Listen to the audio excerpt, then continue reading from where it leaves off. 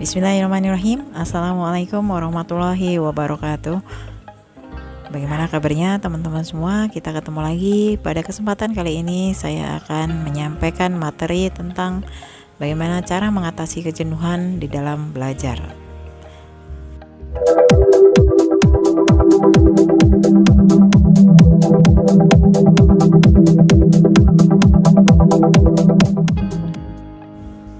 Kita akan melihat sebenarnya faktor penyebab terjadinya kejenuhan dalam belajar itu apa saja. Oke, menurut Chaplin, kejenuhan belajar dapat melanda siswa apabila ia telah kehilangan motivasi dan kehilangan konsolidasi salah satu tingkat keterampilan tertentu sebelum siswa tertentu sampai pada tingkat keterampilan berikutnya. Selain itu, kejenuhan juga dapat terjadi karena proses belajar siswa telah sampai pada batas kemampuan jasmaniah karena bosan dan keletihan.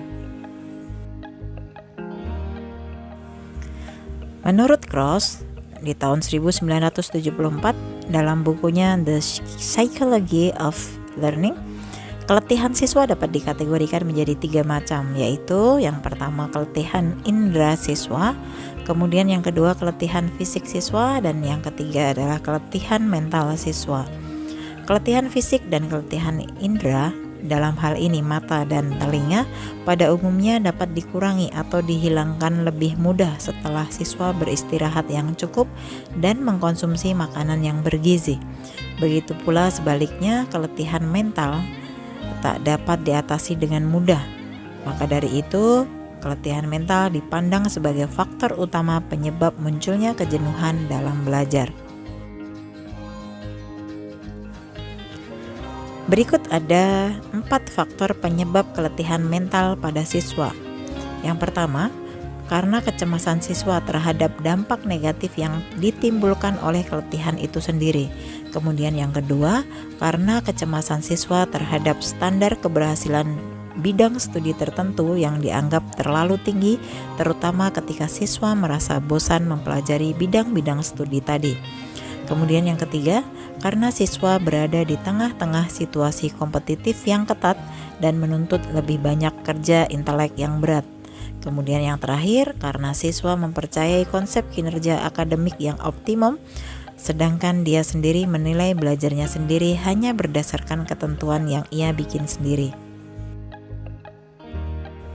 Selanjutnya kita akan melihat bagaimana cara mengatasi kejenuhan di dalam belajar, terutama di masa pandemi seperti sekarang ini.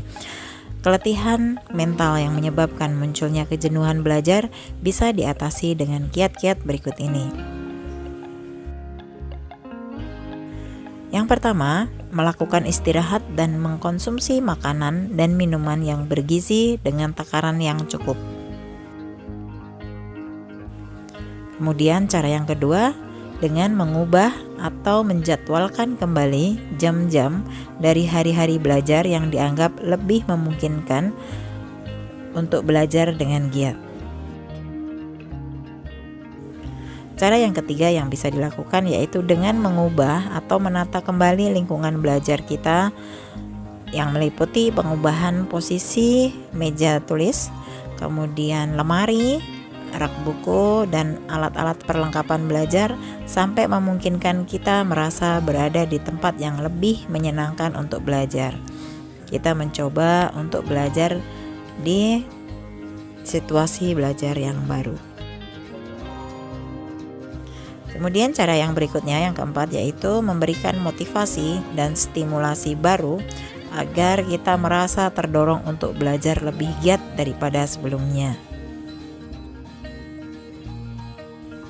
Selanjutnya, cara yang kelima, kita harus berbuat nyata, tidak menyerah atau tinggal diam dengan cara mencoba belajar dan belajar lagi, serta menggunakan metode yang bervariasi di dalam belajar, sehingga kita bisa menemukan metode yang pas, yang cocok untuk kita dalam belajar.